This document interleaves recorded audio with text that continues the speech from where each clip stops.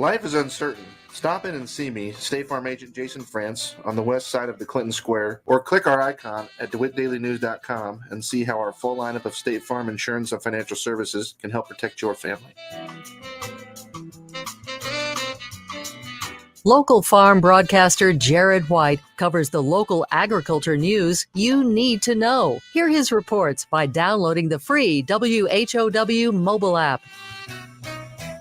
From school physicals to annual exams, the SIU Center for Family Medicine, located inside the Logan County Health Department at 109 3rd Street in Lincoln, is here to help. It is important for kids and adults to see a provider on a regular basis to prevent illnesses. New students, preschoolers, kindergartners, 6th and 9th grade students are required to get a physical exam. Now is the time to schedule your child's back-to-school physical. Call SIU Center for Family Medicine at 217-735-2317 or click their icon at DeWittDailyNews.com. At Love It Once More Thrift Store in Clinton, we have everything you need for summer fun. And right now, all our kids and adult clothes are 10% off. This is Connie reminding you to shop here and donate here first. See us on Facebook or DivaDailyNews.com. Hi, this is Ryan with Utterback Real Estate. Time to pick up your roots? That's random. Have you outgrown your environment? What are we growing? Memories, one home at a time. Oh, I thought you meant corn and beans. And that's why you're Ryan Utterback. Click the Utterback Real Estate icon at DeWittDailyNews.com.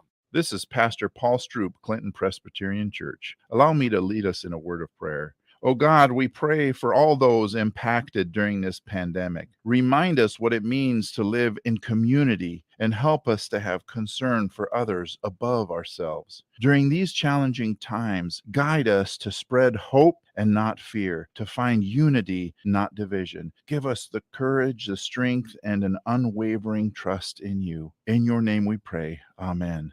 Hey, this is Todd Gleason from Illinois Extension here with a time change for our daily market report on WHOW. You can now catch our daily review of the commodity markets at 5:06 on all of WHOW's many platforms. You'll still hear all of our commodity analysts and weather professionals each afternoon, but at a brand new time. And you'll still hear the weekly wrap-up of the commodity markets right here on WHOW when Commodity Week airs Saturdays at 8:30 a.m. Remember the time change for the daily closing market report on WHOW at our new time, 5:06 p.m. weekdays. Your friend in Central Illinois, WHOW. Top of the morning. Thanks for being with us. I'm your host today, Seth Lawrence. The WHOW Morning Show streams to Facebook and YouTube. It is brought to you by Peterson Insurance, your Pekin Insurance agent in Clinton. My guest in studio for this segment of the show is Ken Frye, director of the Scovill Zoo in Decatur. Good morning, Ken. Hey, good morning. How are you today? I'm doing okay. Good to hear. Thanks for coming in and talking with us. And you've got as usual, Ken, a special guest with you today, a Kenyan Sand Boa, correct? That's it. Yeah, you're correct. Yeah. And it's only like 12 inches long. It's kind of winding through my fingers right now. So it's one of the smallest boa species out there. And with the Kenyan name, it would come from Africa, a sandy area, which is the sand part of the name. And it burrows into the sand. So it gets hot. It burrows down, a few inches of the sand. And usually the head end here would just just peek out. And that's all you'd be able to see. Or not see, it could see you as it watches for little things to walk by, little reptiles, lizards, and things that maybe get, or small mammals and small mice. And with a head, it's only like 3/8 of an inch wide here. It has to find something fairly small to eat. But there's plenty of that out there, and they might even grab an occasional insect. I see to eat. So, all right. Yeah. So what would its like predators be? I think anything bigger, so the bigger lizards would be able to bigger snakes, and even mammals, I think, would be able to chow down on it. So that they're hiding in the sand is actually one to attack and the little things, and also to hide from the bigger things. But so what is his how does he protect himself besides just burrowing in the sand? Yeah, they're really docile snakes. They're very laid back. So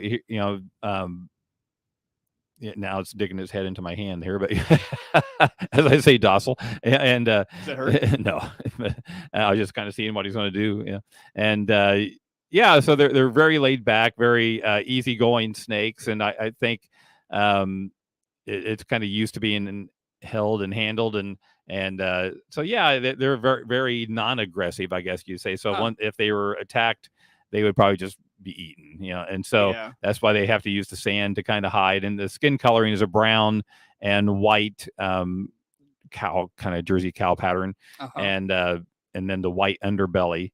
And so yeah, they just kind of blend right into a sandy area. Yeah, that's what I was kind of thinking there when we were talking about that off the air. So mostly in Kenya, when you talk about, obviously this is going to be in the mobile zoo. So what do you, when you take him out, what's your message? What are you talking with folks about with him? You do. By the way, does he have a name?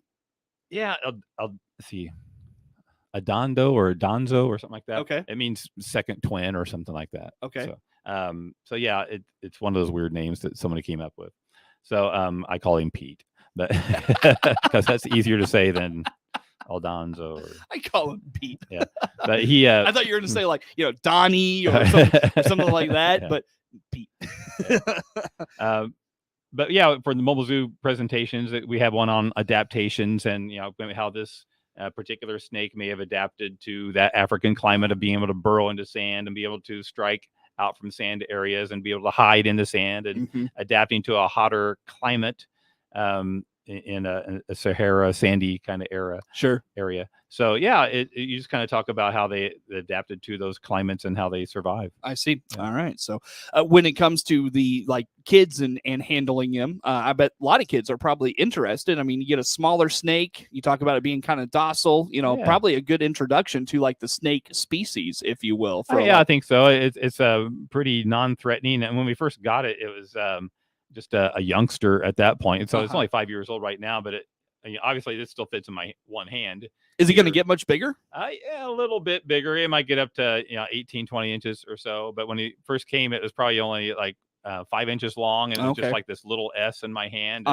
It was adorable at that point. Yeah. With enrichment for him, do you do much? I mean, given the just kind of the laid back nature of his demeanor, what do you do for enrichment? I guess I think for a lot of the reptiles, it's just introducing new things to their environment. So maybe a new different type of substrate where you might have a mulch substrate or a bark substrate or a sand substrate, and just kind of give them some different things, different textures to work about. Maybe introduce a little shell to get under, or a new flat log to get under, and it's kind of just introducing new things into their environments for them to try and see if they like or don't like. Yeah. And foods, you can kind of also change those up from maybe small pinky little mice to maybe a part of a chick or something like that. So, yeah.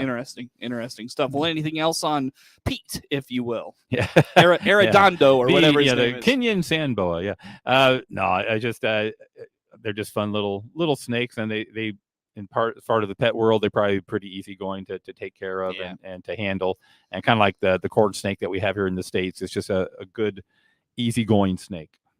Easy enough. Ken Frye, director of the Scovill Zoo in Decatur, with Pete Aradonzo,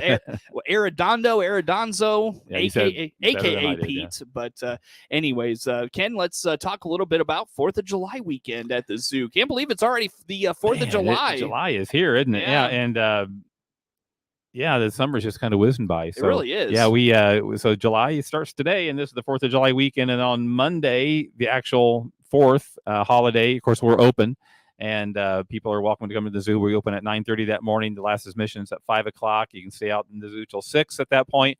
But the big thing is we're free carousel rides from after we open till about 5:05. So that's the last ride of the day. So yeah, usually get a good crowd on the 4th. Yeah, it's mixed. Sometimes nice weather. I think weather-wise, if you get pop-up showers, people don't come, or if it's too hot, people don't come. So and family plans, people don't come. But we do get a few hundred. Last year we had 380 some free carousel rides that we gave away, but because they were free, people were doing it on the way in or doing it on the way out, or both. And one girl rode it like 10 times, and so she had to be dizzy that night. Well, So it's, cool. You just kind of ride as much as you want. All right, perfect. When it comes to your animals and your collection and the fireworks, how do they handle that? We used to have some that we would have to put in because they didn't like those loud booming sounds, even for potential storms and lightning and thunder, we'd have to make sure they had access or even lock them inside when we thought something was coming. But most of the part, like when, for example, when we got our first new cheetahs from Africa, we didn't think they'd ever seen fireworks before. And so that night, our animal curator was out there and kind of just watching them, and because we have fireworks over Lake Decatur, and they're loud, right there at the zoo because we're right there, and they just the cheetahs just kind of looked up and looked at it and then kind of went back to sleeping, and they just don't care. They don't care about anything. They're just, we had some emus that would get a little ruffled, if you will, and panicky, and they would run around a little bit, and so those had to be put in at night for those emus. But the emu we have now is pretty laid back too. So what about the red pandas? Because I bet they get kind of crazy. We just give them access to their building, and so they can go back to it and go inside if they want. It's kind of funny because things like lightning and thunder and fireworks, they might just sit there and look at and not think anything about it, but then you walk by with a leaf blower and they'll get all wigged out. And really, so it's just kind of something different, that'll set them off than other things. That's funny. Yeah, interesting stuff. So for the most part, animals handle it pretty well then. Yeah, they really do. The most part they just don't care. And they're used to thunder and lightning, and and they're growing up with it wherever they grew up with.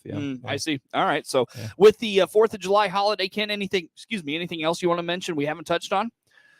No, we're just open 7 days a week from now till October 10th or whatever that last the Columbus Day is in October, and it's our last open day. And so so we're open 7 days a week, and right now 9:30 to 6, 7 days a week as well, and with the last mission at 5:00. And then come August, next time we talk in August, I'll be talking about our fall hours, just 1 hour shorter during the week. Oh, don't jump that far ahead on me here, know, Ken. it's Man, crazy. It's just whipping by. It really is. It's flying by. Ken, I'll tell you what, let's take a time out here, my friend. Come back with some more. How do folks learn more about Scovill Zoo? Yeah, you can go to our website, which is scovillzoo.com, or check us out on Facebook. That is Ken Frye, director of the Scovill Zoo in Decatur, our guest in studio. More to come on the WHOW Morning Show.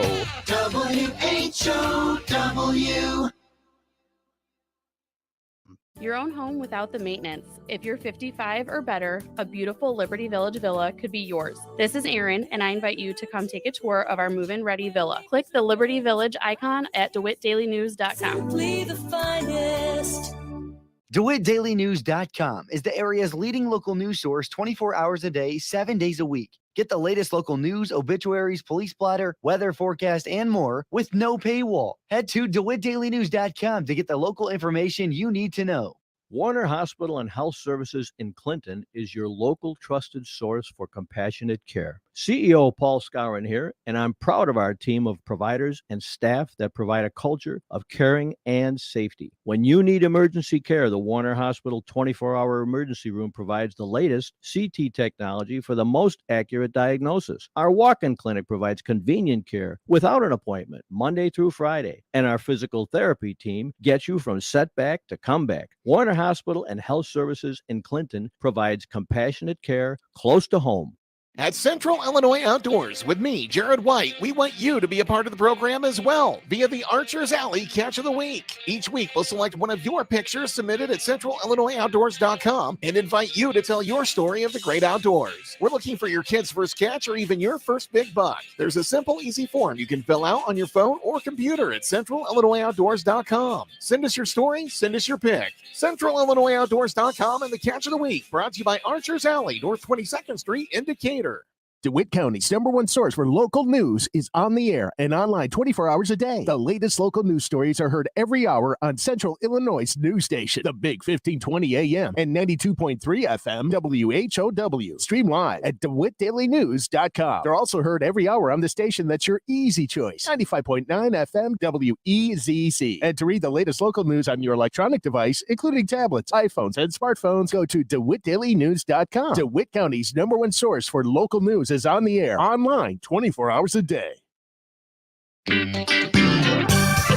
friend in Central Illinois, WHOW. Once again, a good morning. Thanks for being with us. I'm your host today, Seth Lawrence. The WHOW Morning Show streams to Facebook and YouTube. It's brought to you by Peterson Insurance, your Pekin Insurance agent in Clinton. My guest in studio this morning, Ken Frye, is the director of the Scovill Zoo in Decatur. Ken, let's talk a little bit about Ice cream safari. Yes, thank you. When is this? What is this? Let's just scream for yeah, that. exactly. It's a yearly thing that we do, and it's on National Ice Cream Day, and it's an ice cream safari. So from 1 to 4 o'clock, we give away ice cream at the zoo, so people can come in, pay regular admission to get into the zoo, and then the sheriff's department, the Macon County Sheriff's Department, is our guest dippers, and so they'll be passing out the ice cream, and usually there's 3 or 4 stations around the zoo. Some people will get a sample and then walk around, see the animals, and we'll get another sample and walk around, see the animals. I say try them all, try all the kinds that they're out there. And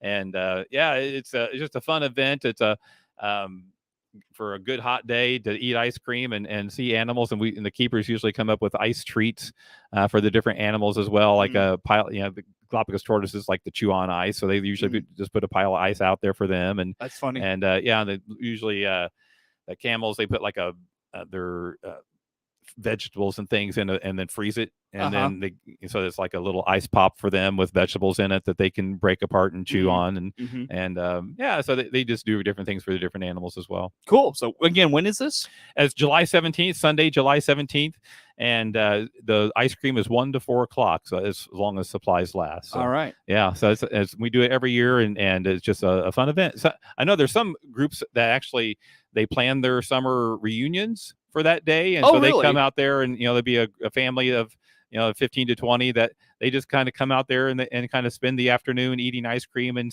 talking to each other, and going, when they need more, they go get more ice cream. And so they just kind of plan their yearly family reunion around that. So I just think that's a fun little tradition to have too. Yeah, sure. How about you mentioned the guest scoopers, the sheriff's department this year? Who have you had in the past for that? It's been the sheriff's department for many years. We just they enjoy doing it, so we just keep asking them, and until they stop saying yes, then and then we'll find somebody else. But we used to get the police department and sheriff's department, and that's, since I've been there, that's all we've had. That's good for them, at least. It's good community outreach and engagement. Exactly. And I was talking with one sheriff, and he said, "Oh yeah, we see people that we see on the streets, and it's just a totally different atmosphere, and you talk to them, hey, you behaving out there? Oh yeah. So they just kind of, and here I have some ice cream, so it's just a totally defused situation, and a very laid back situation, and they're having fun with it too, and kind of ribbing back and forth sometimes between the people that they know and have seen in the public eye, and so for different reasons. Sure. So July 17th, put that on the calendar. 1 to 4. All right. How about Free Thursdays, Ken? That's still going on? Yeah, they still go on, and all the way through October 6th, if that's a Thursday, the last Thursday that will be open. And we had a packed parking lot yesterday. It was it's still beautiful day. Yeah, beautiful day. It's still being very well attended. Some of the hot ones in June were down 300 or 400 instead of 1,500 to 2,000. So yesterday was probably a 1,200 to 1,500 people coming through the zoo, and it was very busy, and so free admission for those days, but we still charge for train and carousel rides and ice cream and gift shop toys, and so you can spend $0 or you can spend a few dollars, which also helps support the zoo and animal feed and all that good stuff as well. Sure. So that goes until, you're right, October 6th is that first Thursday. Thanks for looking that up. Yeah, definitely. So when it comes to, Ken, Free Thursdays at the zoo, like you mentioned, 1,500 people. How busy is that? Like if somebody was to come out? Yeah, very. Yeah, it's usually in the mornings, the 10 to 1 o'clock. It's usually very busy. And then after 1, it starts to relax a little bit. And then after 4, it relaxes a lot more. And and so after 3, probably it relaxes a lot more. And then and then just a few people are coming in right before we close the doors at 5, and then they can stay in the zoo till 6. Now remind me the zoo's hours. Like last admission is at 5 and it closes at 6. Correct. Yeah. Okay. So last admission at 5, and we close the inside zoo at 6, and then the last carousel ride would be like 5:05. So once they come in at that time, they can still ride the carousel and then head right to the train for the last 5:10 train ride. And 5:10 train ride. Okay. 5:10. Yeah. So we do about every on when it's really busy, like on school bus days and free days, we just load and go. Basically, we get back to the station, they unload, we load them again, and we go again. On other days, was not as busy. We go every half hour. Okay, gotcha. On the 40s and the 10s. All right, Yeah. so 40s and the 10s. Keep Yeah. that in mind. So with that said, Ken, anything else on free Thursdays, admission, anything of that nature we haven't touched on you want to put out there for us? The mission's free for the Well, sure, yeah. for the free admission Thursdays. Yeah, and regular admission is $8.75 for adults and $6.75 for kids age 2 to 12. Seniors are $7.75, and the train ride's $4. The carousel ride's $3. And right. kids that are 1 and under are free admission and free on the train, and then everybody pays to ride the carousel, but parents can stand for free. Are penguins back out? Yes, all the birds are back out. Thanks for asking that. Yeah, and that was just of this past week. The peafowl were the last one to come out. The penguins came out a week ago, and or a week and a half ago, and yeah, so the peafowl are finally free to roam and causing trouble. How did the how about the penguins? How did they handle getting back out? I think they enjoyed it. I think it's hard to tell what they like, but they've enjoyed swimming and they stand around. But they had a pool inside the building as well, so they can still swim and stand around as much as they did inside as well. And but it gives them a little more space to do that in.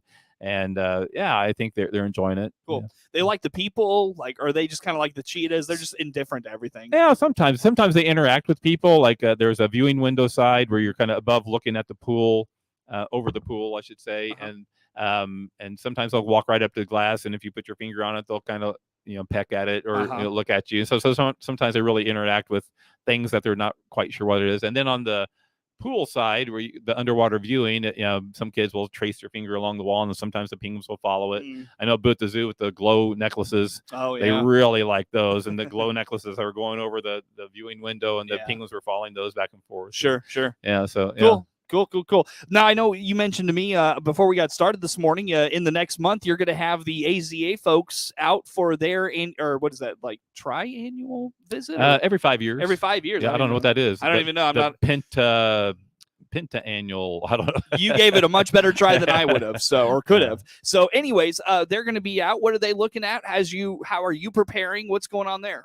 Yeah, so it's kind of like having your mother-in-law come over to your your house, and it's just picking up and making sure everything looks good and is in the right place and dusted and painted and just making sure it's in a good place. And so they come and they look at our zoo and they look at our animal holding areas. They look at our animals themselves. They're looking for shelter. They're the welfare of the animals, the enrichment programming that we have for them. They look at our education program and the conservation programs that we have at the zoo. They look at our finances. They look at our staffing. They look at our safety policies, and they just look at you from top to bottom. And everything that we're having to do is the same thing that the San Diego Zoo and the Brookfield and St. Louis zoos and Columbus zoos, these national zoos, we're doing the same criteria, meeting the same criteria that they're meeting to be accredited by the AZA institution. So for a small zoo, it's a lot, as you really have, we have a shorter staff and a shorter budget to do all this in, but but anyway, they kind of look at that and after 3 days, they let you know things that you might need to work on. And then we have our hearing out in Baltimore this year. Now, is this an intimidating process from your perspective? Do you get along with these people well? We had like a few years ago, we had a different inspection team that they'd been to us, a couple of different times, and you kind of knew them and knew their personalities and what they look for, and they're pretty good with little zoos, and so we were pretty happy with that team. And now this is a whole new team that's coming this year, and you just don't know what their big issues will be, and two of them are coming from big zoos. And so do they understand the little zoo issues? And so so we just kind of see who they are and what their deal is. Well, I'll tell you what, you're gonna have to butter them up with some crackles, and then go ahead and have them take their tours. So double the crackles. Yes, exactly. So very good. Well, Ken, again, how do folks learn more about all things Scovill Zoo? Scovillzoo.com, and you can find us on Facebook. We our education gal, she tries to keep that updated as much as possible. All right, easy enough. Ken Frye, director of the Scovill Zoo in Decatur, our guest in studio for this morning. The morning show streams to Facebook and YouTube. It's brought to you by Peterson Insurance, your Pekin Insurance agent in Clinton. Network news on the way on the WHOW Morning Show.